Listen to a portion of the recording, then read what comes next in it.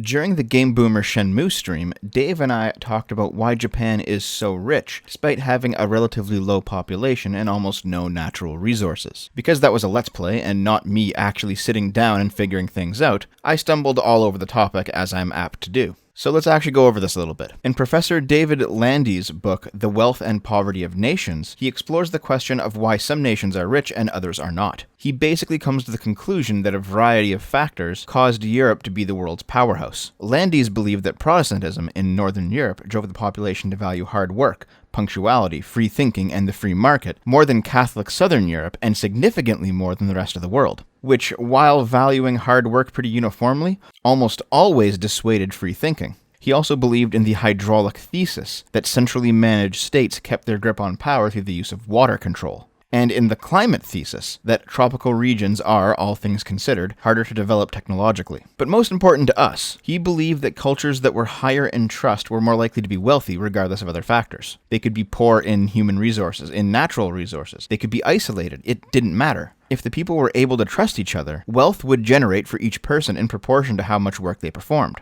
That does seem to line up with reality. Like I said, Japan's a nation with basically nothing but rocks in the water, and they're a world economic powerhouse. Meanwhile, you have places like Venezuela or Africa or the Soviet Union, natural resources everywhere, but constant corruption, waste, and poverty. It would seem to me that simply having stuff doesn't automatically make you rich. Another book, Guns, Germs, and Steel by Jared Diamond, also has some ideas that mesh quite well here. It's not hard to figure out that technological advancement is only possible when a society transitions from hunter-gatherer status to agricultural status. Long-term, complex invention requires that you stay in one place for a long period of time. Staying in one place requires a surplus of food. A surplus of food requires three things: animals capable of thriving in captivity rather than dying off or becoming violent, hardy, high-carbohydrate vegetation able to be cultivated by farmers, and a dry, cool climate to allow for long-term storage. So basically, Europe and Asia. However, Europe still had a few more advantages up its sleeve. China remained a water bureaucracy long after Europe had transitioned to basic feudalism, because rice requires significantly more water to grow than grain. Most great human civilizations began due to the ability to control the water for irrigation, like the Egyptians, Indus, and Mayans, but the climate's always been fickle,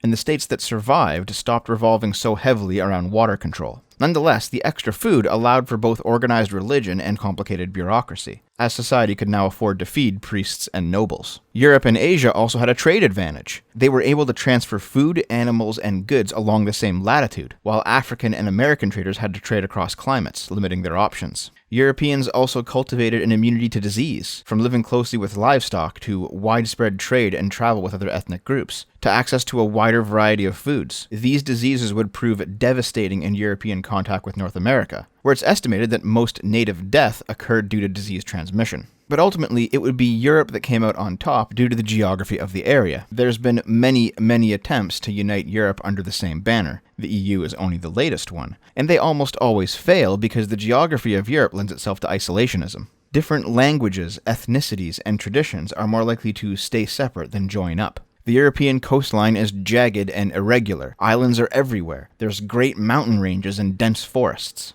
Look at how many countries there are in Europe. There's an equal number of ethnicities in China, but China's almost always had a stronger cultural impetus towards being a unified nation because 1, the water situation required it to be, and 2, the landscape's composition of flatlands and rivers made wars of conquest more possible. In fact, there's even another theory that the 3 greatest human civilizations to ever exist flourished around 3 semi-isolated large bodies of water, leading to both seafood consumption and cultures that were at least somewhat more isolationist than the surrounding nomads were. We keep coming back to isolationism, for all of its flaws, because it's an important step in cultural development. The idea of individuality arises from isolationism. You know, each person is a nation unto themselves and all that. The world's greatest religions almost always put forward a single individual as both a hero and a manifestation of the divine. And Europe, paradoxically being both packed with people, as well as having a geography that tends towards isolationist cultures, had the best possible environment for the idea of human individual rights to come about, after thousands of years anyway.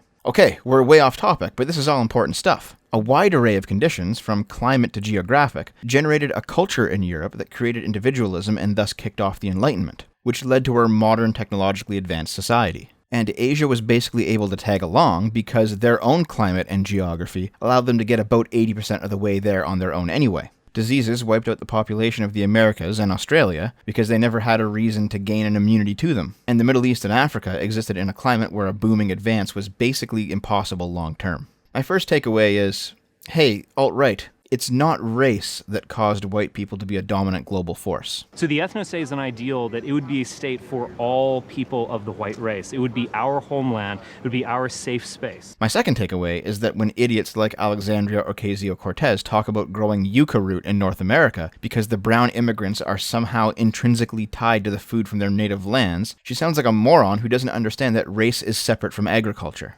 Our communities are naturally in tune to live in an environmentally conscious way. When someone says that it's too hard to do a green space that grows yucca instead of, I don't know, cauliflower or something, what you're doing is that you're taking a colonial approach to environmentalism. You've both got the same ass-backwards blood and soil argument, and you're both idiots. So Professor Landis spent a great deal of time in his book correlating the levels of interpersonal trust between your average people and the wealth of the nation, finding a pretty close correlation. And we also know, thanks to Jared Diamond's work, that primarily Europe, but to a much lesser extent Asia, eventually created societies with some concept of individualism, due to many factors not limited to water supply, trade opportunities, climate, vegetation, and geography. How do these two things piece together? Well, in a society that values human rights, that enshrines the individual at the core of political thought, there's high levels of interpersonal trust. Think of it this way. Each and every single one of us has a truckload of problems. Problems with school, problems with our home life, with our girlfriends, our boyfriends, our family, our kids, our parents. Problems with ourself, health problems, addiction, poverty.